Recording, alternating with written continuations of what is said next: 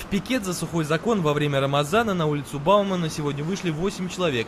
Они требуют запретить продавать алкоголь, во-первых, потому что Рамазан – это священный месяц. И как раз в этот месяц мы требуем, чтобы люди воспитывались, именно оставляя спиртное, так как спаивание нашего народа, населения татар, башкир и других народов идет сегодня очень сильно распространено, очень сильно.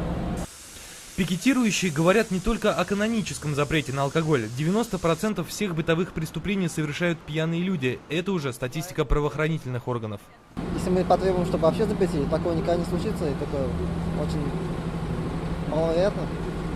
А на месяц это хотя бы более-менее реально, поэтому хотя бы на месяц требуем запретить. И в месяц Рамазан в Татарстане люди увидят, что намного будет меньше преступлений, меньше убийств, самоубийств и так далее, и так далее. Пикетирующие сегодня призвали остановить продажу спиртного всех, от чиновников до предпринимателей. Ну, вообще, сам по себе алкоголь очень вреден, и, конечно, он большое количество вреда человеческому организму.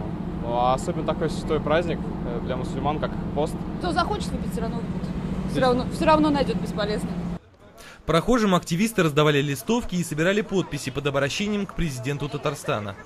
Поддержать подобную акцию решили и в Башкирии. Сегодня молодежное движение Кукбуре в Уфе проведет такой же митинг с требованием запрета продажи алкогольных напитков во время месяца Рамазан, который начинается 20 июля. Марсель Нургатин, Дмитрий Ермаков, телеканал «Эфир».